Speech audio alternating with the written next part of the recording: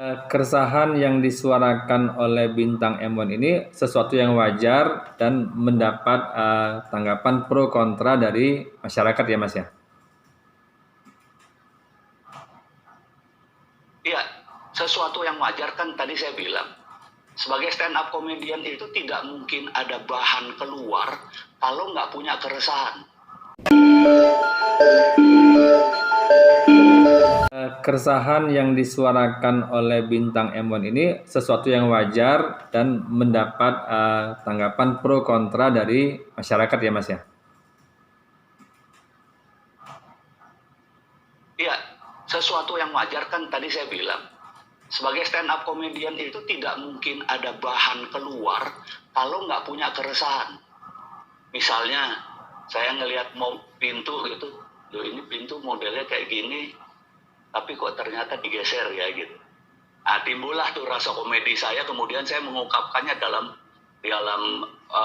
kata-kata atau verbal gitu. Itu proses komedi itu kan kayak gitu, proses stand up komedi itu kan kayak gitu. Nah, itu yang dilakukan oleh teman kita ini. Nah,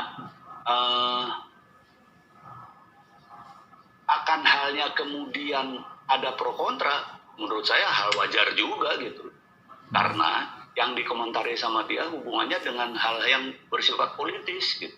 Bukan sekedar kriminal biasa gitu. Itu sih sebetulnya. Jadi menurut saya wajar-wajar aja. Baik si siapa namanya? Bintang Emon. Bintang Emon. Ya, baik si Bintang Emon itu wajar aja. Saya nggak ngelihat ada. Saya tetap ngelihat ada lucunya bahkan ya cara-cara dia membawakan. Dan saya anggap orang yang nggak suka ya wajar aja gitu loh. Terlebih yang dikomentari dia ini kan masalah politik, masalah ada yang pro kontra. Apalagi sekarang kita di zaman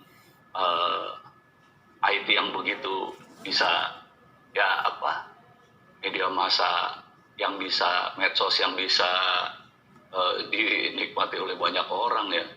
Banyak lah, nggak usah yang kayak gitulah misalnya katakanlah mancing gitu, mancing mania. Mungkin yang nggak terlalu suka juga bisa aja juga menilai lah begitu aja diekspos gitu misalnya kayak gitu ya. Jadi ya inilah kita di zaman medsos yang bisa sebebas-bebasnya kayak gitu. Nggak usah kayak gitu deh. Itu yang berseberangan sama pemerintah itu kalau zaman dulu mana ada, ya kan? Sekarang di era kebebasan ini sekarang semua orang bisa itu tanpa, ya kan? Bisa masuk medsos tanpa, mungkin ada yang nggak ditangkap, mungkin ada yang udah dibiarin aja gitu. Ya ini emangnya gitu.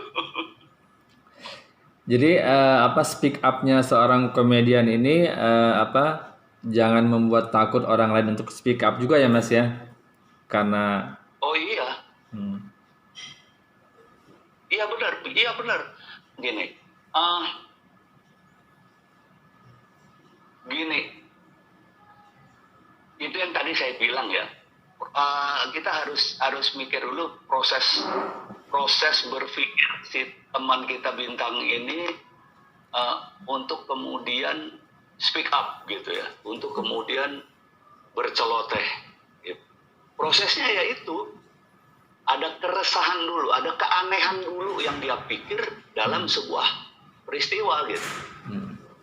Kemudian dibawa itu ke ranah komedi gitu. Dan kalau saya lihat dia masih dalam pikiran berkomedi gitu. Saya jujur aja saya nggak tahu persona dia. Jadi dalam stand up comedy itu ada namanya persona. Persona itu karakter pembawaan dia ketika berstand up. Saya nggak tahu memang seperti itu apa enggak, tapi saya menilai tetap ada lucunya gitu. Jadi saya melihatnya dia cara dia mengungkapkan adalah cara dia berstand up comedy. Makanya tadi saya bilang buat seorang stand up comedian itu wajar banget. Seperti itu memang kayak gitu. Kalau kita ngelihat misalnya Raditya Dika kan juga gitu. Persona dia itu selalu marah dan dan apa ya, dan ada keresahan tertentu terhadap kucing misalnya, terhadap apalah peristiwa apa, dan gaya pembawaannya atau personanya itu selalu kayak marah dan berkeluh kesah kayak gitu. Jadi memang masing-masing stand up comedian ada personanya kayak misalnya Dodit gitu. Dodit kan dia defen istilahnya, jadi lugu, seolah-olah bodoh gitu. Jadi memang seperti itu. Akan halnya dikomentari macam-macam, ya kembali lagi ini juga era kebebasan seenak-enaknya gitu ya. Ya harus bisa diterima lah kayak gitu.